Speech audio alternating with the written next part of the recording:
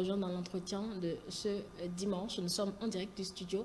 François-Xavier Onlim-Noumon. Vous le savez, dans l'actualité, un peu comme on vous le présentait tout à l'heure, dans l'actu en 7, dans cette semaine, ce sont ces différentes activités autour de l'organisation des élections générales. Je vais dire en prélude donc à l'organisation des élections générales. La Cour constitutionnelle qui a initié cette semaine un séminaire d'appropriation du code électoral. Et dans la même semaine, nous avons vu le ministre de la Justice recevoir les responsables du cadre de concertation des forces politiques de l'opposition, un peu pour réaffirmer cette volonté du chef de l'État de permettre à l'opposition d'auditer le fichier électoral, des événements qui nous permettent un peu de revenir donc sur cette actualité autour de ces élections à venir et qui font justement beaucoup parler. Est-ce à dire, avec ces différentes activités, que la machine pour le processus électoral est déjà lancée? Pour quelle part de la majorité? Nous allons brosser un peu toutes ces questions avec notre invité du jour. Il a nom Maître Aziz Kolade Onifade, acteur politique, membre du bureau politique du parti Union Progressiste Le Renouveau. Si je dis maître, ça veut dire qu'il est avocat au barreau du Bénin. Bonjour Monsieur Onifade. Bonjour Madame Toboula, chers téléspectatrices et téléspectateurs. Merci de l'opportunité qui m'est donnée d'opiner sur l'actualité nationale.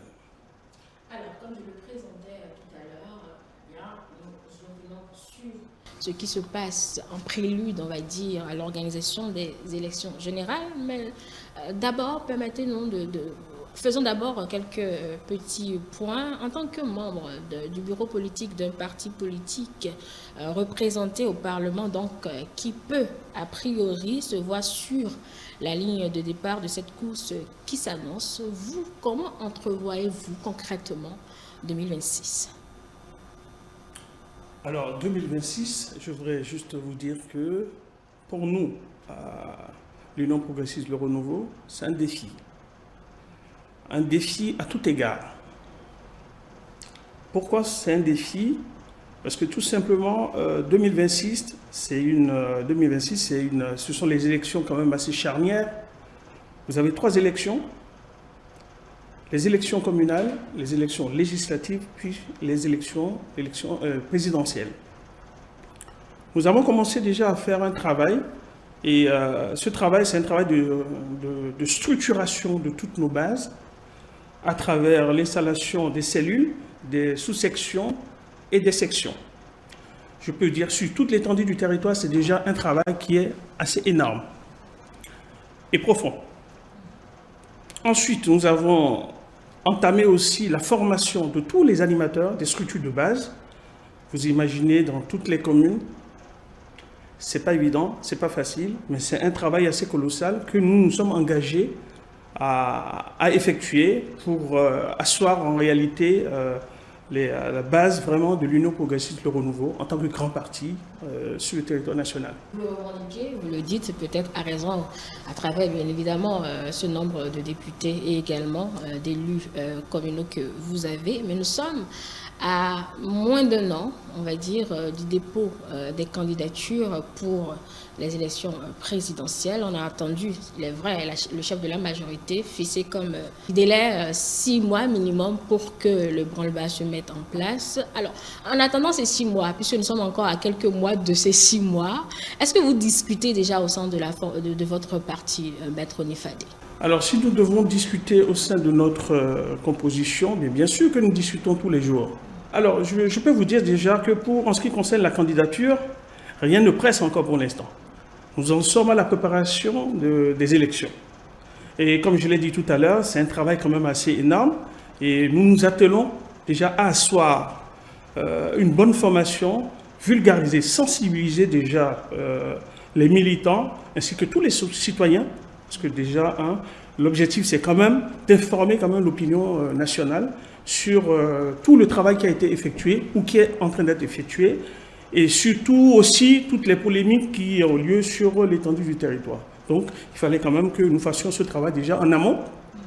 Les candidatures, au moment des candidatures, je pense que ça viendrait, mais pour l'instant, nous n'en sommes pas encore là. Le plus important, c'est de sortir un candidat, ou le plus important, c'est quand même de pouvoir préparer l'électorat à affronter les élections en 2026. Pour nous, à l'UPR, nous pensons que le plus important d'abord, c'est d'abord le citoyen. Comment faire en sorte que les choses se passent très bien et que le programme qui est le nôtre pour l'ensemble des Béninois soit le plus perçu et percutant, et qui puisse franchement amener l'UPR à avoir le maximum en 2026. Alors, ce qui fait le débat, justement, c'est le code électoral. Vos députés ont donné leur accord favorable, mais on a vu ces communiqués de votre formation politique pour plus ou moins remobiliser l'équipe après cet épisode d'arrestation, d'interpellation de Libo Boko. En tout cas, tout ce qui a tourné autour. Ma question est celle-ci. Est-ce qu'au sein de votre parti politique, vous discutez du code électoral? Bien entendu, nous discutons du code électoral tous les jours. Je vous ai dit tout à l'heure, en réalité, en parlant de la formation.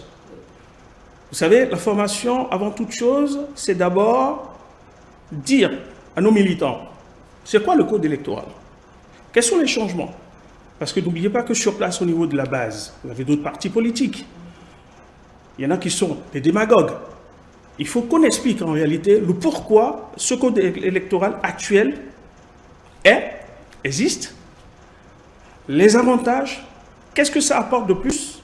Il fallait d'abord former nos militants pour qu'eux-mêmes, derrière, ils puissent expliquer à tout le monde, c'est-à-dire à tous les citoyens, ou aux structures beaucoup plus basiques, pour qu'ils comprennent en réalité que le code électoral que nous avons actuellement, c'est un très bon code.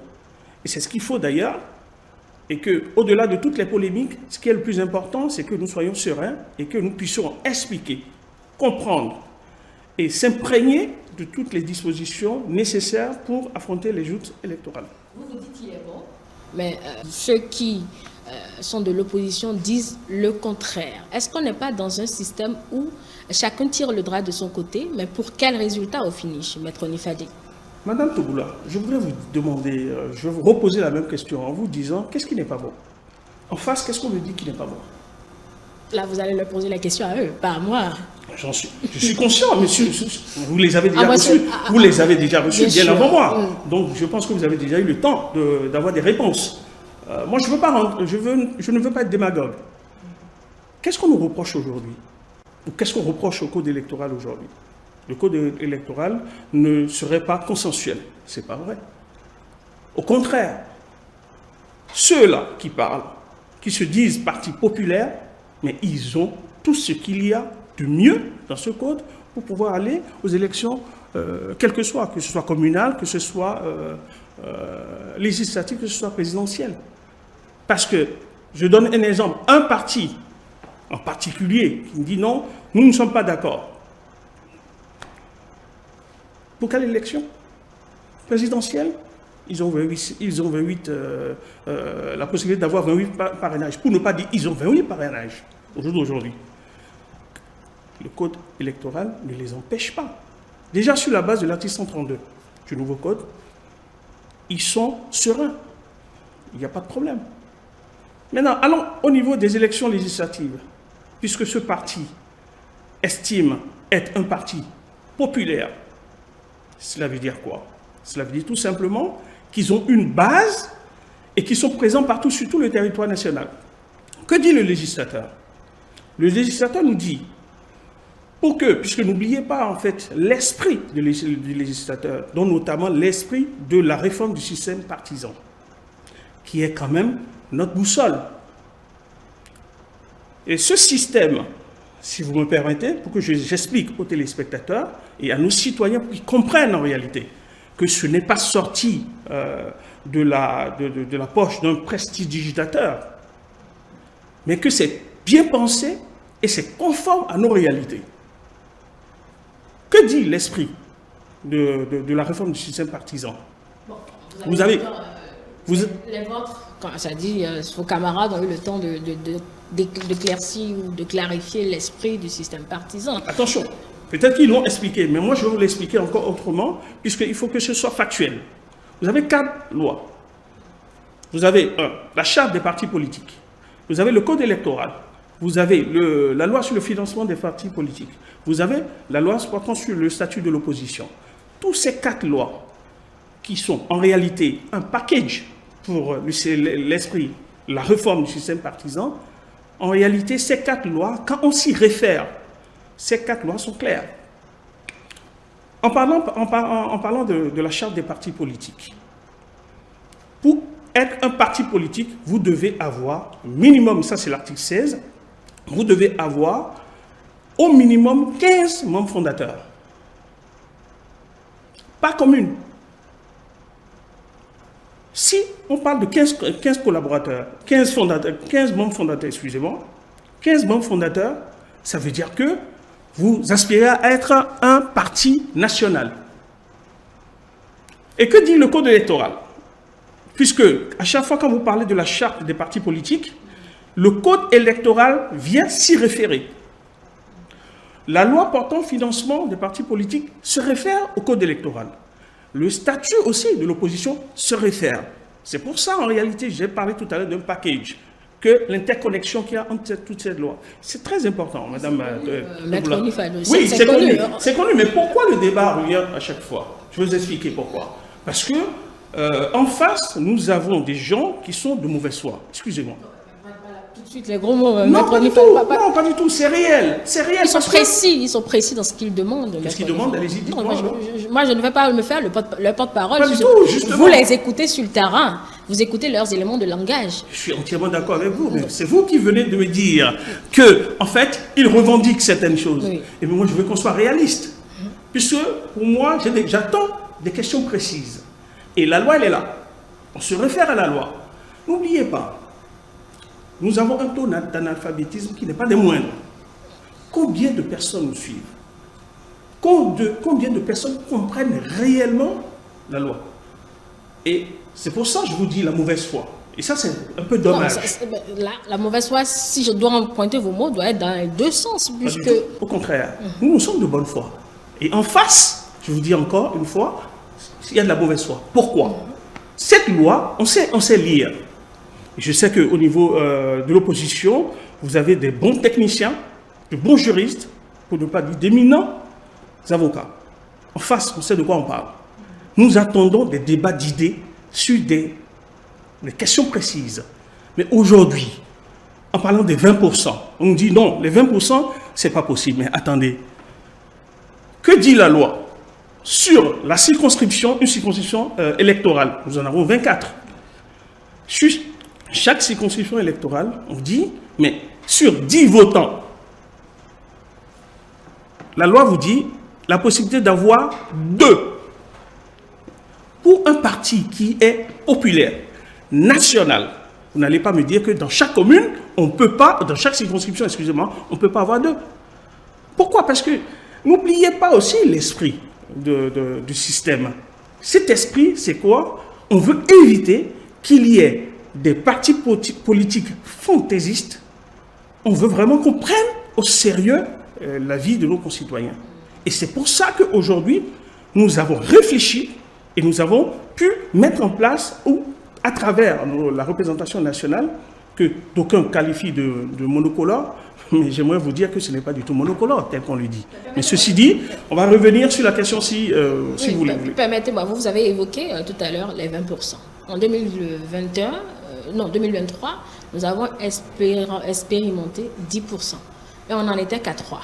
Ça fait le double cette fois-ci. Et vous êtes certain que cela sera systématiquement atteint? Ça fait partie également de leur préoccupation. Vous avez expérimenté le 10% en 2023. Sur quelle base? Je voudrais vous dire, la loi parle de 10% sur le plan national. Oui.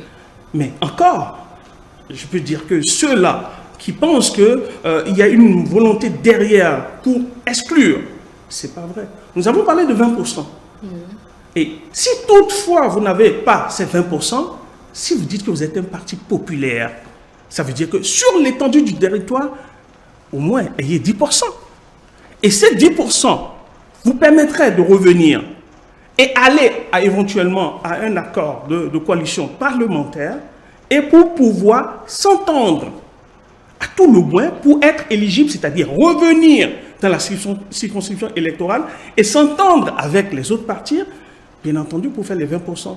Alors, qu'on arrête de travestir, d'interpréter la loi dans le mauvais sens. Disons la vérité aux concitoyens. Et ça, c'est quelque chose de quand même assez important. Ils sont convaincus. Par exemple, l'un des éléments de langage sorti, ils sont convaincus que cela est fait exprès pour obtenir un parlement fait, je ne veux pas utiliser l'expression, en tout cas un parlement exclusivement fait de partis de la majorité, afin de répéter la révision de la Constitution et permettre à Patrice Talon un 3e mandat. Soyons sérieux. Je pense que c'est la première fois dans l'histoire du Bénin où nous avons de vrais politiques et des hommes dignes et qui veulent vraiment l'évolution, le développement de notre pays. Le président a été clair sur ce point. Et je pense que pour moi, il n'y a pas de débat. Et au niveau de l'UPR, le renouveau, il n'y a pas de débat. Pourquoi exclure? Ce pays nous appartient tous. La seule chose que nous disons, faisons en sorte que la représentation au niveau des différentes instances, cette représentation soit réellement dans l'esprit du législateur. C'est tout ce que nous sommes en train de dire. Mais on entend parfois dire, oui, j'ai entendu quelqu'un sur ce plateau dire que, oui, certaines structures sont partiales. Mais ce sont des propos graves. Et je vais leur dire, bien avant qu'ils ne naissent, il y avait d'autres partis. Et ces partis sont représentés au niveau de ces instances. Dois-je donc, ou devons-nous conclure dans ces conditions, que ces partis, dits des partis de l'opposition, qui sont représentés au niveau de la Sénat, sont corrompus? Il n'y en a que la FCBE. Ah, pour nous, voilà encore ce que nous sommes en train de dire, que nous voyons comme aberration. Disons la vérité aux Béninois. Ne prenons pas les lois de manière opportuniste. Et n'allons pas dans le sens où, après nous, c'est le déluge. Non, souffrez que, quand vous dites que vous êtes intelligent, qu'il y a plus intelligent que vous. Quand vous dites que vous êtes bon, excusez-moi, il y a plus bon que vous. La seule chose qu'on demande, quand vous voyez qu'il y a des lois qui sont des lois vraiment pour faire développer, faites mieux. Mais qu'on critique, qu'on dit non, on nous exclut, non, ce qu'ils sont en train de faire, non, ce n'est pas bon, à un moment donné, on va tourner en rond. Et nous, à l'UPR, que ce soit avec le président de la République, son Excellence, M. Patrice Talon, nous ne sommes pas dans cette posture. Nous sommes dans la posture d'aller de l'avant, de faire développer ce pays, et je pense qu'on va y arriver, et il n'y a pas de raison. Vous avez dit tout à l'heure que si les 20% sont compliqués, il y a l'accord de gouvernance, que l'opposition peut en faire pareil. Vous pensez qu'elle peut le faire avec qui? Quand on prend les démocrates au Parlement, vous pensez que cet accord est possible avec quel parti, Maître Onifadi? Madame Togoula, je veux vous dire, vous me demandez si, avec quel parti ils peuvent le faire. Oui, parce que ils ont la possibilité également de le faire. La preuve aujourd'hui, ils ont créé un cadre. Oui. Mais bien sûr, s'ils créent un cadre, donc ils peuvent se mettre ensemble. Là ne leur interdit pas. Ils savent très bien qu'ils peuvent le faire. Donc honnêtement, je veux dire, faut pas qu'on prenne les Béninois, franchement, pour... Je vois l'UPR sur le terrain. Les autres, sincèrement, ça ne m'intéresse pas. Pourquoi ça ne m'intéresse pas? Vous savez, je dis encore, le panier de la ménagère est actuellement menacé. Occupons-nous des Béninois. Ils n'ont des problèmes de personne. Vous avez entendu le président Joseph Fifamé Dogbenou, le président de l'UPR, a dit quelque chose la dernière fois. Vous ne venez pas à l'UPR pour des intérêts égoïstes. Ce n'est pas pour les élections de demain après-demain. Et là, je vais vous dire pourquoi nous essayons aujourd'hui de copier, de regarder un peu comment fonctionne le Parti communiste chinois. Nous voulons être centenaires, voire plus. Donc, nous sommes dans une dynamique où il faut vraiment creuser. Il faut voir un peu ce dont les gens vraiment ont réellement besoin. Et c'est pour ça que je vous dis encore une fois, l'UPR est un parti très solide. Parce que c'est dans le temps. Nous ne sommes pas là pour faire juste le mandat, les différentes élections et partir, non. Nous sommes là, nous sommes ancrés, nous voulons être ancrés davantage et être vraiment présents sur l'échiquier national pour des centenaires. Revenons à la majorité, je vous ai posé la question sur l'opposition. On a vu l'Union progressiste, le Renouveau et le Bloc républicain se retrouver pour, en tout cas, on va dire réchauffer un peu ce qui existe depuis les dernières élections communales. D'autres y voient déjà une intention de mettre en place une coalition parlementaire, voilà, en prélude donc aux élections à venir. Est-ce que ces analyses sont justes? Je pense que je vais être clair. Vous avez au niveau du code électoral, vous avez l'article 132 et l'article 146. Au niveau de l'article 132, ça c'est les élections présidentielles, il y a ce qu'on appelle l'accord de gouvernance. Cet accord de gouvernance, ça permet à un parti politique, à un candidat, de pouvoir être parrainé. Est-ce que vous comprenez? Maintenant, si des partis politiques existent, je ne parle pas du principal parti d'opposition qui, lui, d'entrée de jeu, a déjà comment je vais dire ça, ce sésame, si je peux m'exprimer ainsi. Mais les autres peuvent se mettre ensemble, faire en sorte d'avoir ce parrainage qui est de 28, et à partir de là, ils peuvent aller aux élections. Si vous avez vraiment une représentation nationale, si vous valez quelque chose, forcément. L'idée, c'est de faire en sorte qu'on n'ait pas des multitudes de partis politiques. Parce qu'on émiette, je ne dirais pas les voix, pas du tout, au contraire, c'est dire on émiette les choses les plus importantes et on s'occupe que de soi. C'est pour ça, en fait, que je reviens encore sur la réforme du système partisan. Maintenant, ça, c'est par rapport à l'article 132 des élections présidentielles. Maintenant, par rapport aux élections législatives, vous avez ce quota de 20% dont on a parlé. Et que si vous n'avez pas, au niveau de la circonscription électorale, attention, si vous n'avez pas cette possibilité d'avoir, mais encore la loi est magnanime, la loi qui est faite pour tous et non pour un camp, dit, voilà, vous avez la possibilité, si vous êtes à l'échelle nationale 10%, vous pouvez vous mettre avec d'autres qui est 10% et faire ce qu'on appelle un accord de coalition parlementaire pour que vous puissiez aller dans des circonscriptions électorales pour pouvoir au moins 20%. Et là, vous pourriez être éligible. Ça c'est au niveau des législatives. Maintenant, au niveau communal, entre-temps, effectivement, en 2020, il y a eu ce qu'on appelle l'accord de gouvernance communale. Cet accord de gouvernance communale qui a été mis en œuvre parce qu'il n'y avait pas suffisamment il n'y avait pas de majorité absolue dans 15 communes, le législateur est intervenu, a pris une loi, et cette loi de 2020, donc, a donné la possibilité aux partis politiques qui n'ont pas obtenu la majorité absolue de pouvoir conclure un accord qu'on appelle accord de gouvernance communale pour désigner le maire et ses adjoints. Souffrez qu'en 2021, il y a le code de l'administration territoriale qui est intervenu. Mais que dit ce code? Le maire doit avoir des collaborateurs. Le directeur de cabinet, le chef de, comment on appelle ça, le chargé du protocole, le chargé de mission, etc.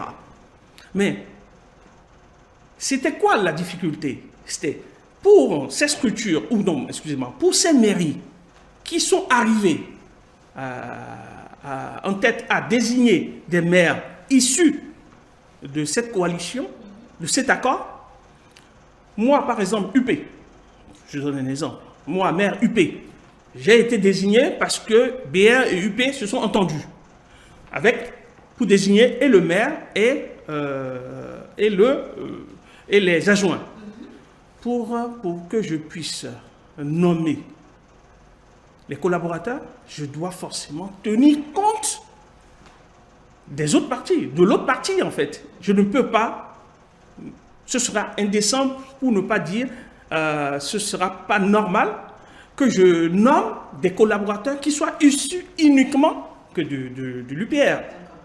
Donc, c'est dans cette perspective que l'UPR et le BR se sont revus à nouveau, se sont dit, voilà ce que avait dit la loi en 2020.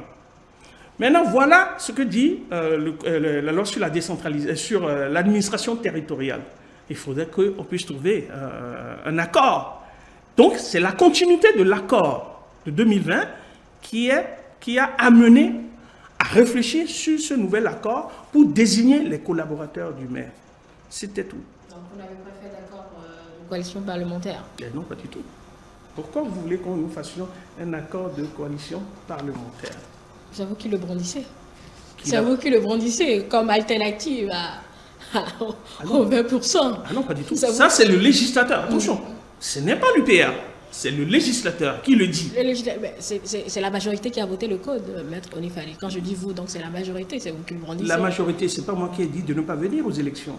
Ben non. Si l'opposition a choisi, c'est pour ça tout à l'heure je vous ai dit, moi, on me dit 2026, pourquoi 2026 ne peut pas être comme 2019? Je dis, tout est dans les mains de l'opposition. Si l'opposition décide de faire pareil en 2026, cette opposition elle est libre.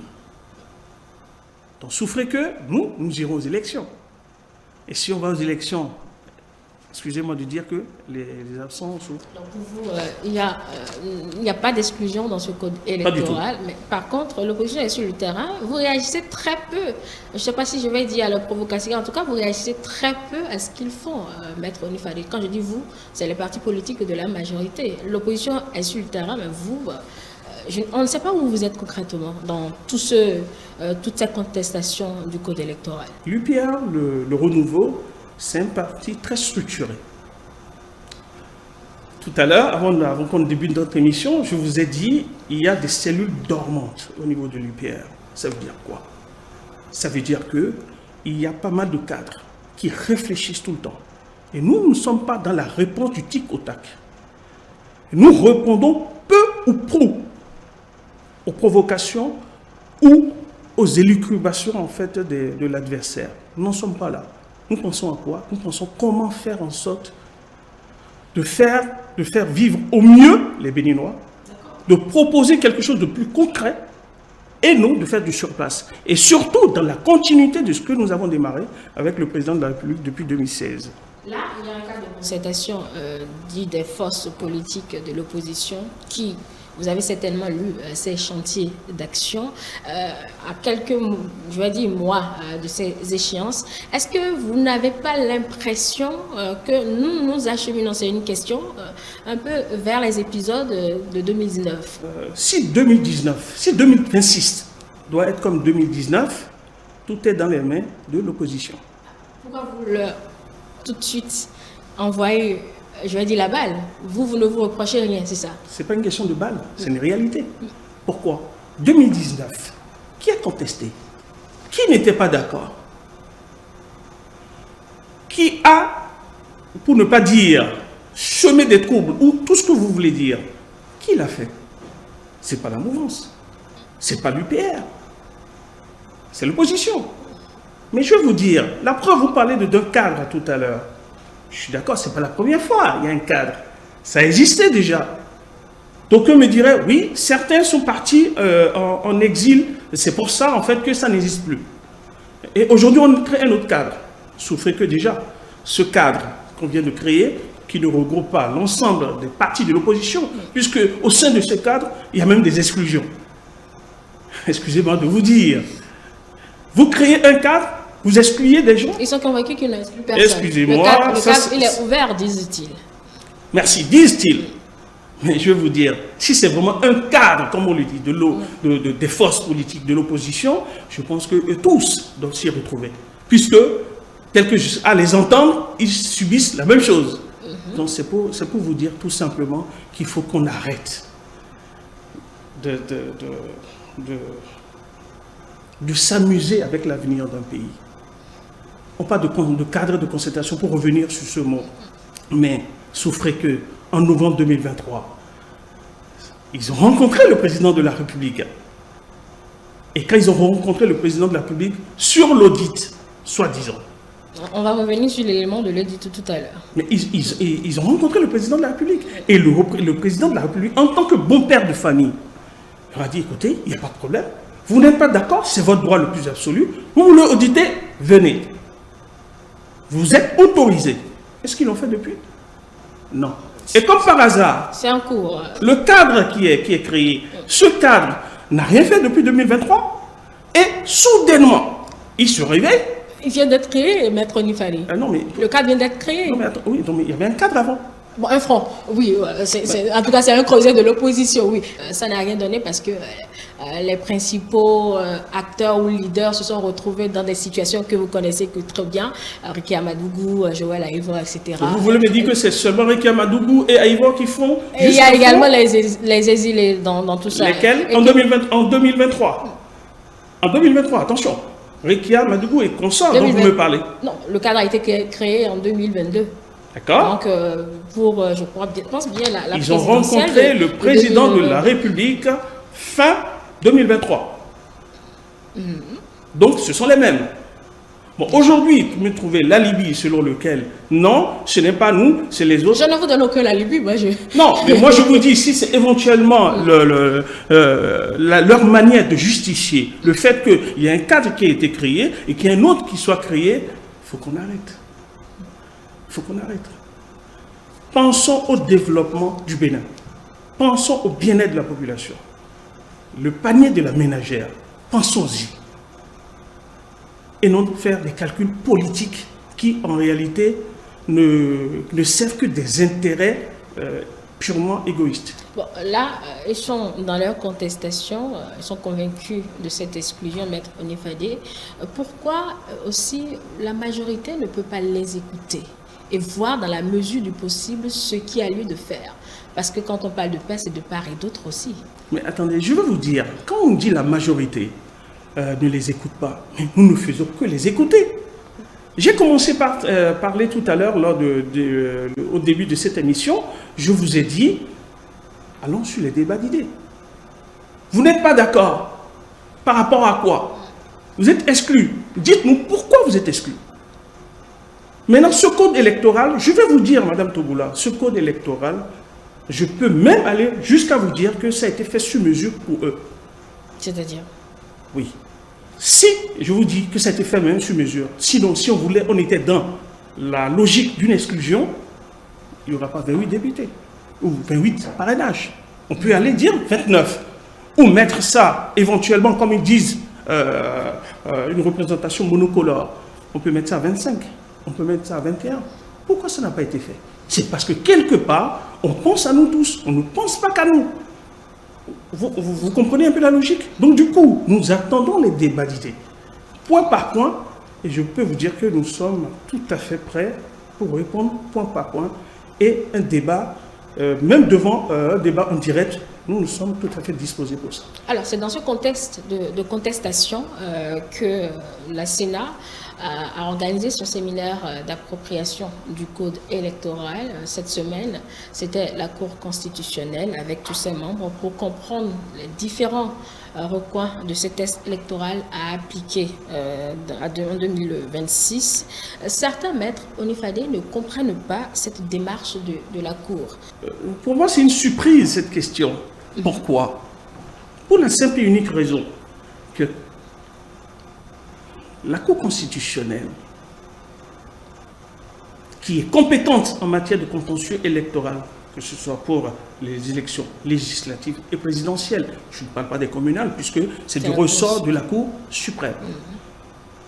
C'est la première fois depuis 1990 que nous aurons les 3 élections qui vont se chevaucher sur un trimestre. Vous imaginez l'étendue du travail? Ça, c'est le premier point. Le second point, on me parle d'une surprise. Peut-être que ça cache quelque chose. Il faut qu'on arrête. Pourquoi? Mais la Cour constitutionnelle, ce n'est pas seulement que les sages de la Cour constitutionnelle. Vous avez le personnel, vous avez les cadres. Et n'oubliez pas, le fait de le faire même en amont est très utile. Je reviens encore à un mot qui m'est vraiment cher, l'esprit de la réforme du système partisan. Il ne faut pas attendre qu'il y ait des contentieux avant que le juge constitutionnel ne se lève et commence à réfléchir. Au contraire, il faut le faire en amont. Et puis, si éventuellement il y a une difficulté, qu'on interpelle en même temps le législateur ou les représentants et leur dire « Ok, voilà le cas de figure que nous pourrions éventuellement avoir. Qu'est-ce qu'on fait? Dites-nous, quel est votre esprit ?» Et cette interprétation permettrait déjà de créer un creuset ou éventuellement avoir une ligne par rapport à un contentieux qui pourrait éventuellement naître. On le reproche à la Cour constitutionnelle? Mais non, au contraire. Comme on nous dit chaque fois, on nous dit en Afrique, soyons prévoyants. On attend, on est dans une position de fatalisme. On est prévoyant, on nous le reproche encore. Je pense qu'il n'y a même pas de débat. Cette initiative est une très belle initiative et ça pourrait éviter pas mal de quiproquos ou éventuellement d'interprétations qui pourraient donner l'impression qu'il y a une partialité de la Cour constitutionnelle. D'accord. Que la Cour initie un séminaire, vous l'avez dit, c'est légitime et normal. C'est l'environnement dans lequel justement ce séminaire est initié. J'ai parlé d'un environnement de contestation. Les parlementaires peuvent toujours se retrouver et décider autre chose, Maître Onifadi. Aujourd'hui, demain, après-demain, où se trouve le problème? Il n'y a pas de problème. Au contraire, est-ce qu'il faut attendre? N'oubliez pas, 2025. Là, nous sommes en fin novembre, disons décembre. 2025, nous avons combien de temps encore? Chacun, ce qui est le plus important pour moi, c'est que chacun se mette au travail. Allez à la base. Allez fortifier votre base. Allez faire le travail qu'il faut pour avoir de bons résultats aux élections. Et ça ne se fait pas du jour au lendemain. Ça se fait depuis. Et nous avons commencé depuis. C'est ce que nous sommes en train de faire. Souffrez que nous n'avons pas le temps d'aller répondre à tel ou tel. Nous n'avons pas le temps. Alors, l'outil indispensable dans l'organisation justement de cette élection, c'est le fichier électoral. Vous l'avez rappelé tout à l'heure, Patrice Talon qui a marqué son accord pour auditer ce fichier. L'opposition saisit finalement la balle pour auditer le fichier, mais pour quelle part pour les partis de la majorité, Maître Onifadi? Nous ne contestons pas l'audit. Nous ne contestons pas le fichier. D'accord. Attention, nous ne contestons pas. C'est eux qui contestent. Et s'ils contestent, mais qu'ils nous disent pourquoi ils contestent. Le tout ne suffit pas de lister un certain nombre de griefs. Il faut pouvoir les justifier. Et souffrez que s'il y avait un grief, mais n'oubliez pas que nous aussi, nous pouvons être victimes de cela. Nous avons pris le temps d'analyser, de voir en réalité la pertinence, l'originalité de ce fichier. Souffrez que nous, au niveau de l'UPR, le renouveau, nous sommes sereins. Et tout ce débat a été fait en interne. Je tiens à le rappeler encore que le parti Union Progressiste Le Renouveau est un parti très solide. Et nous avons plusieurs instances. Et les débats contradictoires, je peux vous dire que je ne sais pas s'il y a un autre parti qui le fait autant que nous, en notre sein. S'il y a une décision qui sort, sachez que cette décision, elle est uniforme. Vous dites que vous ne contestez pas le fichier électoral. Je vous prends au mot, mais je pense bien qu'en 2023, il y a eu quelques soucis dans le Nord où on a dit qu'il y a des personnes décédées qui se retrouvent sur la liste électorale et c'est aussi un responsable d'un des partis de la majorité. Donc juste là, vous ne vous sentez pas concerné par l'audit du fichier électoral. Madame, vous venez d'évoquer un fait. Et ce fait, entre-temps, a été corrigé. Et nous avons été aussi acteurs de cette correction. Mais pendant ce temps, l'opposition n'a voulu rien savoir. On les a invités à venir avec nous pour qu'on aille contrôler ensemble. Ils ont dit non. Ils nous laissent finir le travail et aujourd'hui, ils se réveillent comme par magie À l'approche des élections, bien entendu, et commencez pas à nous dire le fichier, il y a un problème par rapport au fichier. Vous savez, le président de la République, je vous dis encore, comme bon père de famille, il aurait pu dire non. Vous êtes déjà venu me voir. Et je vous ai dit, je vous ai autorisé. Vous ne l'avez pas fait. Vous revenez encore une fois me dire oui, on veut faire l'audit. Il n'a pas refusé, puisque le ministre de la Justice a été instruit à cet effet. Le processus est en cours. Donc, c'est pour ça que je vous dis en réalité, l'opposition, elle est non seulement contestataire, elle est bavarde. Et je peux aller plus loin, elle est paresseuse. Et tout ce qu'on attend aujourd'hui, aller travailler. Vous ne pouvez pas décréter comme ça le paresse. Aller travailler. Quel élément vous fait dire qu'ils sont paresseux? Vous dites que vous êtes un parti populaire et vous avez peur des 20%. On sait très bien que les 20%, cela suppose quoi? Cela suppose qu'il faut avoir une base. Vous n'allez pas me dire sur une circonscription électorale. Sur 10 votants, vous ne pouvez pas avoir 2. Ça veut dire quoi? Ça veut dire on n'a pas encore expérimenté, on n'en sait rien. On ne l'a pas encore expérimenté. C'est dans l'application qu'on saura. Mais bien, attendez. Où se trouve le problème? Puisqu'on dit sur 10 votants, si vous êtes à même d'avoir 2, on ne vous demande pas 5, on vous demande juste 2. Si vous êtes réellement un parti populaire, un parti travailleur, ça pose un problème. Parce que c'est nous aujourd'hui, nous sommes dans ce processus actuellement. Nous sommes en train de sillonner tout le Bénin. Nous installons des cellules, nous installons des sous-sections, des sections. Mais c'est un travail colossal. Vous avez les moyens. Vous n'avez pas les mêmes cagnottes pour le financement non plus. Ah, ok. Je ne me trompe pas. Si on dit que nous sommes populaires et qu'il y a une question de cagnotte, mais souffrez que la loi, elle est là aussi. Travaillez pour que vous puissiez bénéficier aussi de cette fameuse cagnotte, mais qui n'en est pas une, en fait, une cagnotte. Je vous dis, on a travaillé pour accéder à cela. Si de la même manière, l'opposition travaille, il n'y a pas de raison pour qu'ils puissent aussi bénéficier de ce financement. Ils sont convaincus que vous les avez entre griffes volés en 2023 pour qu'ils aient 28 députés. Ils en attendaient un peu plus. Ils pourront dire qu'ils auront même donc, la majorité pour eux, aussi à l'Assemblée. Ils travaillent, mais c'est vous qui ne jouez pas franc jeu face à eux. Vous savez, ils pouvaient même dire qu'ils avaient la majorité des députés à l'Assemblée nationale. Ils ne vous ont pas dit ça? Bon, j'ironise bien entendu. Mais soyons sérieux. Si vous avez des preuves flagrantes qui prouvent réellement qu'ils ont été volés, telles que moi je vois en face, ils ne vont pas se laisser faire. Donc, quand je vous dis que c'est une opposition paresseuse, souffrez qu'elle est vraiment paresseuse. Allez au front, travaillez comme nous. Et vous aurez la majorité, si c'est ce que vous voulez. Mais nous travaillons au jour le jour. Ça ne sert à rien d'aller au niveau des médias, les ondes, devant les télés, et commencer pas à dire oui, on nous a volé. C'est facile de le dire. Prouvez qu'on vous a volé. Et puis, qu'est-ce que vous avez fait?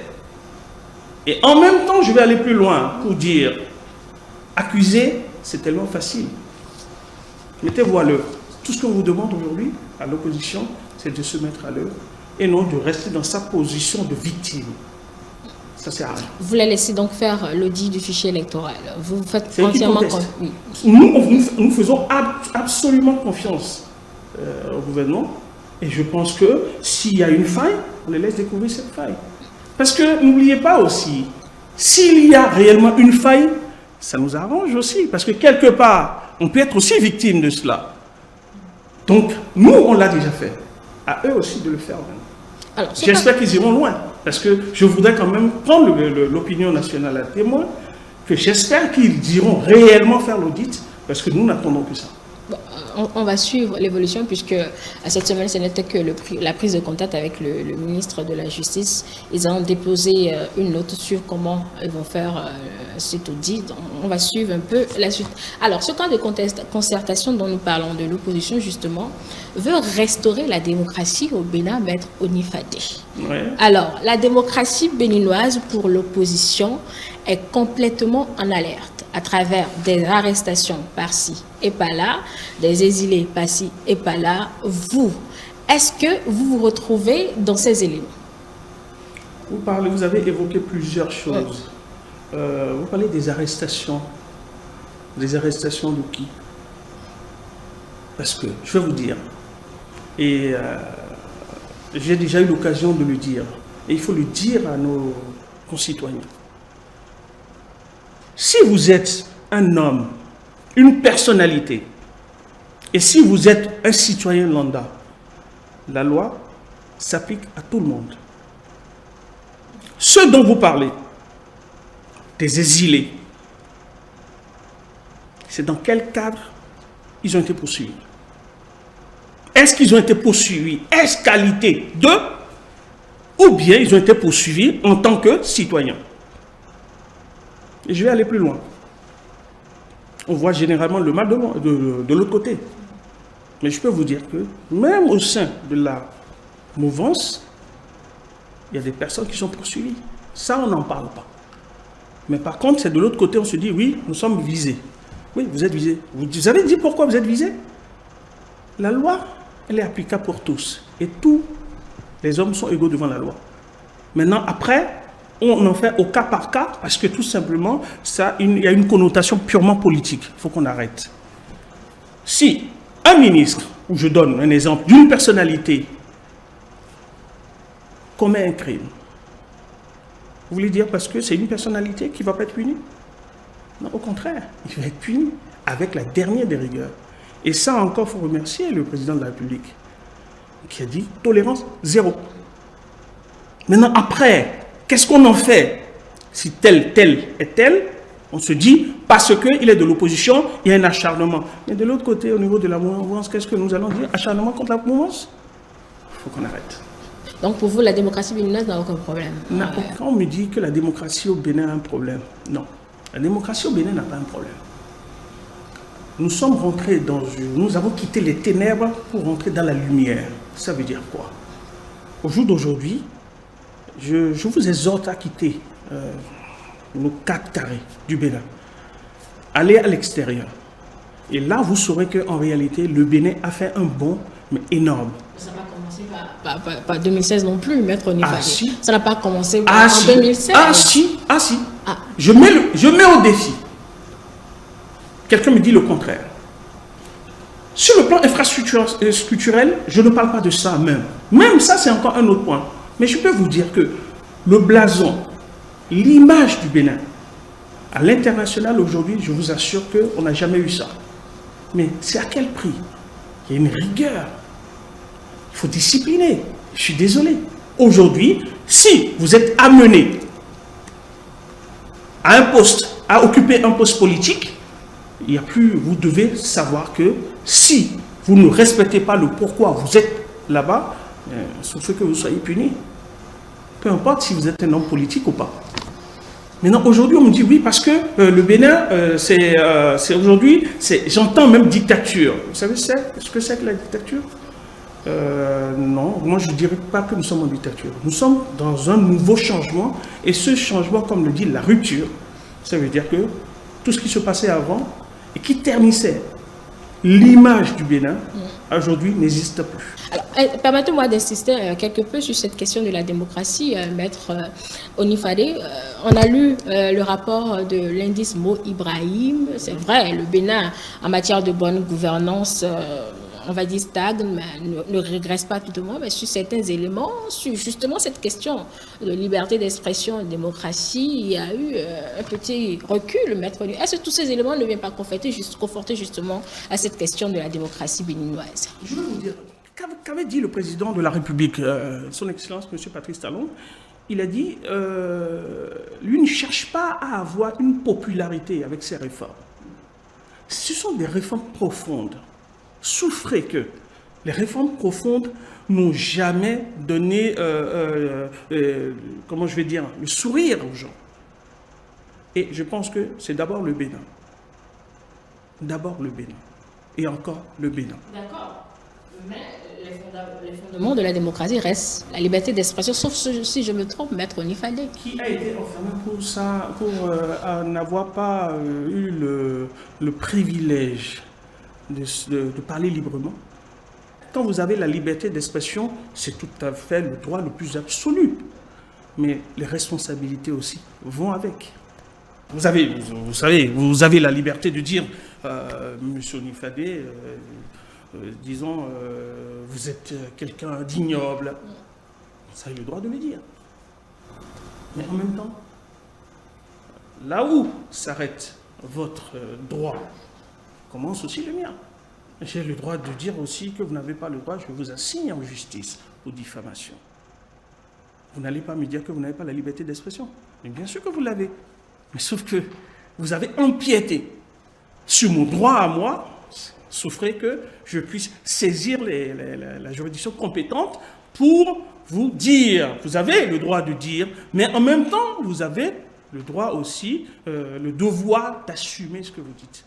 Alors, tous ces organismes dont vous parlez, Mo Ibrahim, le Bénin stagne, encore heureux, le Bénin ne régresse pas. Hein? On m'aurait dit le Bénin régresse, là je vais me dire attention, mais le Bénin ne régresse pas. Mais sachez aussi qu'à l'approche des élections, on vous traite de tous les noms. Et tout ce qui se fait aujourd'hui, c'est les pseudo-exilés politiques qui sont à l'extérieur aussi, qui font beaucoup de bruit. Nous ne faisons pas de bruit. Et le président de la République ne fait pas de bruit. On développe. Et après, on va s'asseoir. Ce que vous avez eu à faire de pas bien, on a nos responsabilités. D'accord.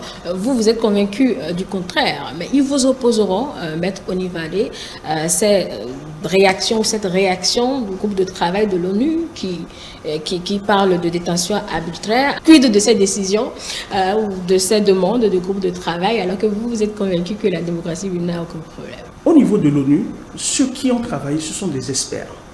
C'est un groupe de travail. Indépendant. Ce n'est pas une juridiction. Bien sûr. D'accord.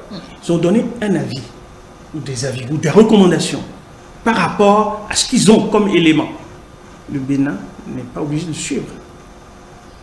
Et ils sont libres de donner leur avis. Mais souffrez que nous avons comment je vais dire ça, notre juridiction interne qui a fait son travail aussi. Est-ce que c'est le travail qu'ont fait les juges qu'on remet en cause ou c'est les dires politiques? N'oubliez pas ça. Moi, là, c'est l'acteur politique Onifade qui parle ou c'est le juriste qui parle. Là, je suis vraiment à la lisière des deux. Mais je ne me permettrai pas de rentrer un peu plus dans ce détail puisque je risque d'être beaucoup plus dans du judiciaire. Ce n'est pas l'objet de ma présence ici. Mais je vous dis tout simplement, ce sont des recommandations. Et ces recommandations, si ces recommandations épousent notre ABA corpus, il n'y a pas de raison. Allez, je vais aller un peu plus loin. Vous n'avez jamais vu les États-Unis d'Amérique respecter une décision de l'ONU ou un avis de l'ONU? Ou même de la Cour pénale internationale? Honnêtement, il faut que les gens arrêtent. Nous savons tous de quoi nous parlons. Il faut qu'on arrête. Il faut que le développement de notre pays ait quelque chose d'indiscutable. Et je pense que le président est dans cette logique. Et aussi, à l'UPR, nous sommes aussi dans cette logique. D'accord, vous êtes également dans cette logique. C'est vrai qu'on n'a pas vu l'opposition sortir sur ce chapitre, mais eux, ils insistent sur la restriction des libertés, la liberté d'expression, etc. On a aussi vu dans la foulée, peut-être que ça va porter l'eau à leur moulin, cette arrestation de l'ancien directeur général de la police républicaine. L'affaire est en instruction. Mais ma question, c'est est-ce qu'on en avait besoin, Maître Onifale? Est-ce que cela n'en rajoute pas à ces différentes revendications ou à ces différentes opinions sur les questions de liberté au Bénin? Je voudrais juste vous répondre en disant, avant l'arrestation de M. Philippe Roundéignon, je voudrais juste ramener les uns aux autres à regarder avant et après. Et je laisse l'appréciation à chacun. Mais je vous dis tout simplement, je suis un musulman. Et dans le Coran, c'est clair, après Dieu, c'est l'autorité. Le dossier entre les mains de la justice. Qui suis-je moi pour opiner sur une procédure en cours? Non, pas de la procédure. C'est une procédure en cours. Chère Madame Toboula, c'est une procédure en cours. Les juges sont là-dessus, ils opineront là-dessus, et je pense que ce soit vous et moi, nous allons être mis au parfum du jugement ou des conclusions qui seront tirées des actes ou des infractions qu'on reproche à monsieur Roundéignon. que je donne, moi, mon opinion ou mon avis sur la question, je pense que pour l'instant, je pense que ce n'est pas opportun. Pourquoi? Il lui a reproché des faits précis. Je ne suis pas son conseil. Là, je suis un acteur politique. Vous répondez en tant qu'acteur politique, et en tant qu'avocat. Et en tant que citoyen aussi, souffrez. Je ne peux pas me prononcer sur ce qui est dans le dossier, puisque je ne connais pas. Je sais que le dossier est actuellement en cours, mais je ne sais pas si le dossier est vraiment en instruction ou ces dossiers passent en flagrant délit ou en correctionnel. Je ne sais pas. Donc, moi, comme vous, et comme beaucoup de nos concitoyens, j'ai vu en réalité qu'il y a des infractions ou certains faits qui lui sont reprochés. Là, c'est dans les mains de la justice. Alors, donc, je laisse la justice faire son travail. Après, vous et moi, nous allons tirer les conséquences.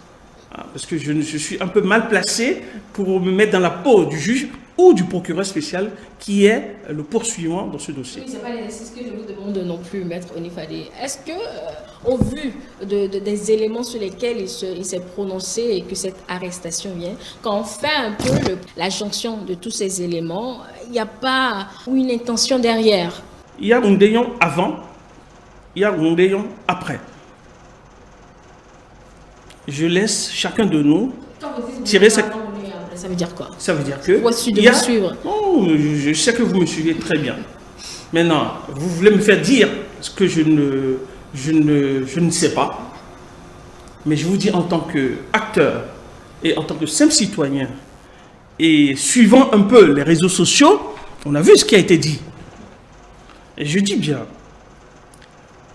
une autorité, ça se respecte. Et moi, M. Onifade, je ne suis pas l'autorité. À partir du moment où je serai sur une chaise de l'autorité, ce n'est plus M. Onifade, c'est l'autorité. Et l'autorité incarne le peuple. À partir de là, il y a des choses qu'on peut dire à l'autorité, d'autres choses qu'on ne peut pas dire à l'autorité. Il y a des choses qu'on peut faire, d'autres qu'on ne peut pas faire. Si on lui reproche des choses, ça veut dire que le procureur spécial est dans son rôle. Souffrez que, parfois, vous rentrez dans certains dossiers, vous vous rendez compte que, mais en fait, les gens ont raison. Mais quand vous êtes en dehors de la procédure, beaucoup de choses vous échappent. Vous êtes comme vous et moi dans cette procédure. Nous ne sommes pas au parfum de ce qui s'est réellement passé. C'est vrai que bon, parfois, dans ma peau, dans ma posture d'avocat, il arrive très souvent que nous ne sommes pas d'accord, nous ne soyons pas d'accord sur certaines choses. Mais parfois, vous êtes confronté à l'évidence.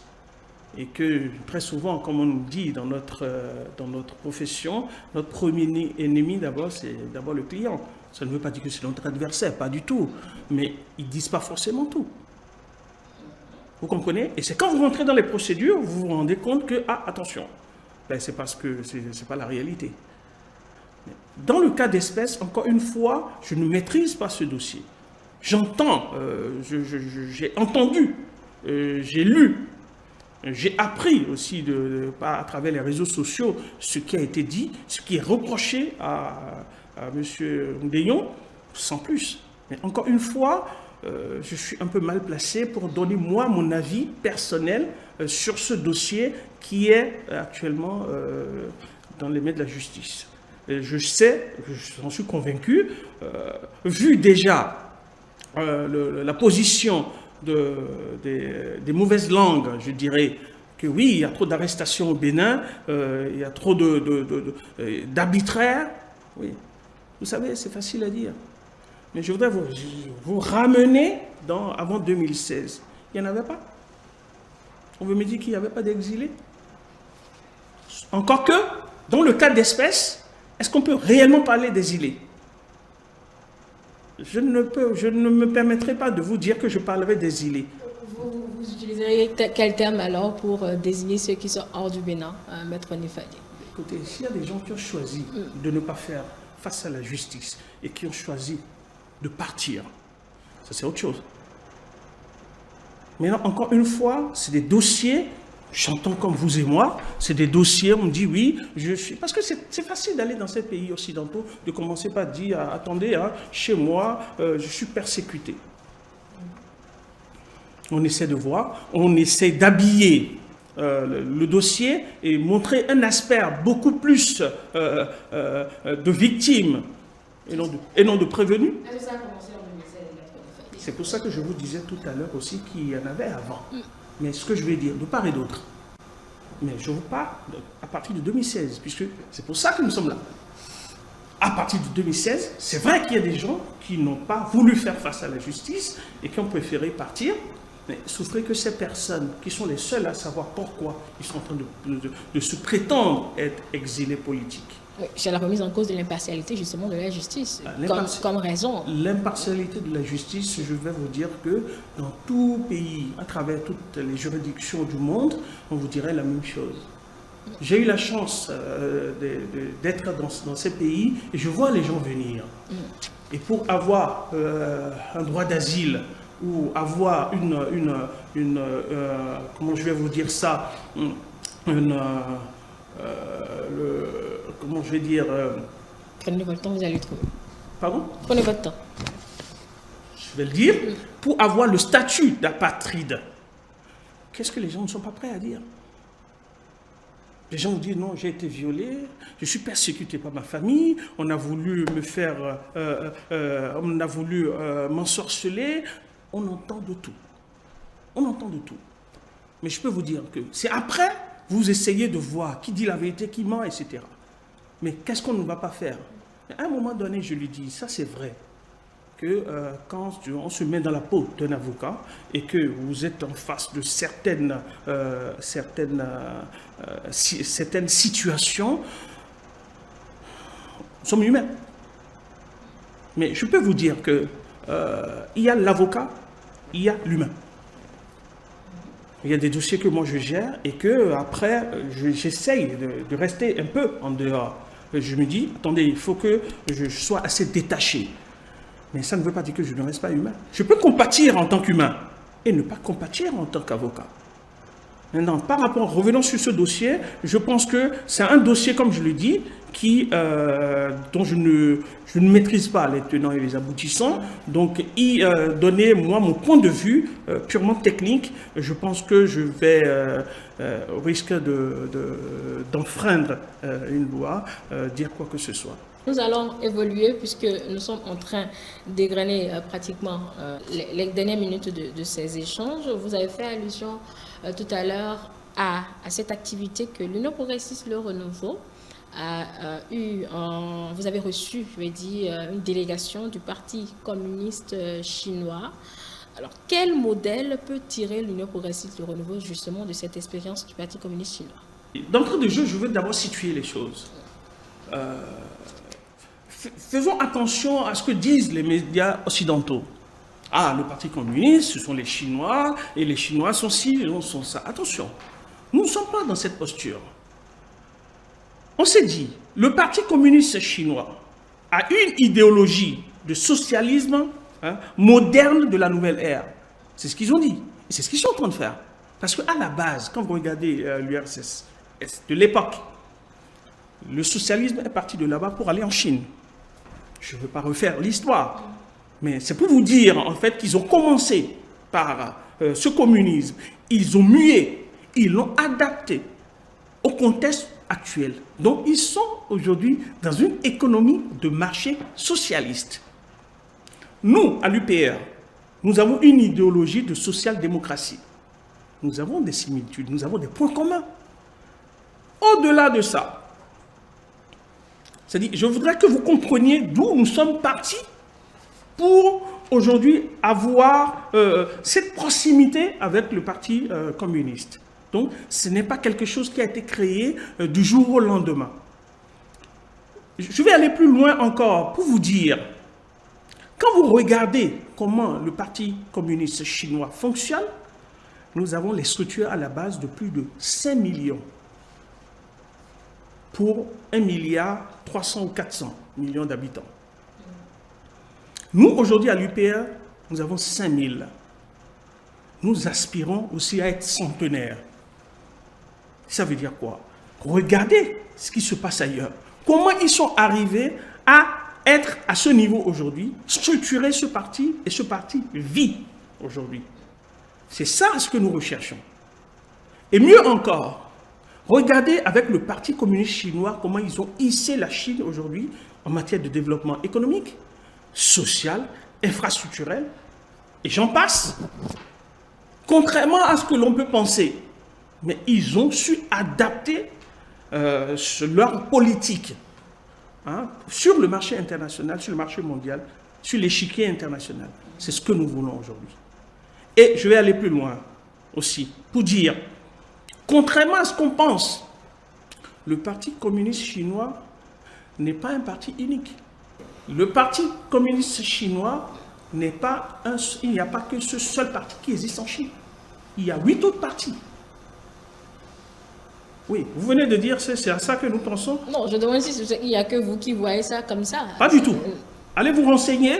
Ça, heureusement, nous sommes à une ère où aujourd'hui, on peut tout chercher. Et si c'est faux, vous allez le retrouver. Mais je vais vous dire, Madame Toboula, à l'Union progressiste, le renouveau, vous avez des cadres, je peux vous dire, de toute trempe. Si vous rencontrez un cadre qui représente réellement l'UPR, sachez que ce cadre n'est pas sorti pour dire tout et n'importe quoi. Il sait de quoi il parle. Et c'est pour ça que je vous dis que c'est un parti très solide, avec différentes instances et avec des compétences. Donc, je voudrais que vous puissiez vérifier cette information. Il y a 8 autres partis. Et ces 8 autres partis contribuent à... comment je vais dire ça? À raviver ou animer la politique en Chine. Et le Parti communiste qui est au pouvoir va même chercher des compétences dans certains partis, parce que les autres partis, contrairement à ce que d'aucuns pensent, ce sont des partis qui sont très spécialisés. Il y a même un parti qui est un parti des élites. Et c'est dans ce parti que très souvent, pour ne pas dire dans la majorité des cas, le Parti communiste va chercher son ministre de l'Éducation. C'est des données qui se trouvent un peu partout. Vous pouvez vous renseigner. Mais pour répondre en fait à votre question, pour être beaucoup plus structurel, ce qui nous a le plus émerveillé, c'est la discipline et la rigueur. Et ça, nous en faisons notre cheval, notre fer de lance. Parce que si le Parti communiste est ce qu'il est aujourd'hui, c'est parce qu'il y a la discipline et la rigueur. Et là, aujourd'hui, nous sommes dans cette logique, nous sommes cette feuille de route, ce fer de lance qui est le plus important pour nous aujourd'hui. C'est comment devenir centenaire également que vous recherchez beaucoup plus, Maître Voie millénaire. Comme je le disais, nous sommes en train de finir, Maître Onifadé. Nous avons fait un peu le tour de tout ce qui se passe aujourd'hui autour de l'organisation à venir des élections générales. On a parlé des récriminations de l'opposition sur le code électoral et des activités en cours d'appropriation et autres. Alors, pour vous, aujourd'hui, si on vous pose cette question comme ceci, quelles sont les possibilités de l'opposition qui pense qu'elle ne part pas sur le même pied d'égalité que la majorité présidentielle pour ces élections à venir? Je vous dirais tout simplement l'opposition n'a qu'à se mettre au travail. Et je pense que si l'opposition se met au travail, elle comprendra que cette loi ou ce code n'est pas exclusif. Au contraire, c'est inclusif. Et la dynamique qui est créée actuellement, c'est une dynamique nationale. Ce n'est pas une dynamique pour exclure certains Béninois par rapport à d'autres. Et le président de la République a donné le mot d'ordre, il a donné la feuille de route. Que ce soit en 2026, que ce soit les élections communales, législatives, présidentielles, notre défi, c'est de gagner toutes les élections. Et pourquoi gagner? Ce n'est pas le fait de gagner pour le plaisir de gagner, non. Parce que nous avons un programme, parce que nous avons un idéal pour ce pays. Et je pense que c'est le plus important. Et je vais aller plus loin, parce que n'oubliez pas que la majorité qui gagne a la majorité des chefs quartiers et des chefs villages. À ce titre, un travail de fond est en train d'être effectué et je pense qu'il n'y a pas de raison. Parce qu'encore une fois de plus, comme l'a dit le président Diogbenou, la muraille, comme la muraille de Chine, elle est politique. Donc ne regardez pas le bâtiment, etc. Non, c'est politique. Et pour ça, je pense que si nous sommes conscients que nous pouvons changer réellement les choses, il n'y a pas de raison pour que nous ne réussissions pas. Donc nous sommes dans cette logique et partout où il y a union, sachez que le parti Union Progressiste Le Renouveau est prêt à collaborer avec tout parti qui estime qu'il y a un but sain et qui veut faire évoluer notre chère patrie qui est chère à nous tous. Merci à vous, Maître Onifade. Je rappelle que vous êtes acteur politique, membre du bureau politique du parti Union Progressiste Le Renouveau. Avec vous, nous avons fait le tour de l'actualité nationale sur ces questions de séminaire de la Cour constitutionnelle, séminaire auquel la Cour constitutionnelle a associé la Sénat. On a parlé également du fichier, de l'audit du fichier électoral, des possibilités aussi pour l'opposition qui conteste toujours le code électoral, des possibilités pour cette opposition de pouvoir s'en sortir en 2026. Nous avons aussi abordé le cadre de concertation. Merci pour vos idées et vos analyses. Mesdames et messieurs, nous sommes au terme de cet entretien que nous vous remercions d'avoir suivi. Entretien qui reste disponible sur nos plateformes numériques, notre site internet www.etelébénin.com, notre page Facebook eTélé en direct, et télécharger l'application eTélé Bénin pour nous suivre un peu plus facilement. eTélé avec vous. Pour vous, nous étions en direct du studio François-Xavier en Limousin. Le programme se poursuit. Juste derrière, ce sera le débrief avec l'équipe. À tout de suite.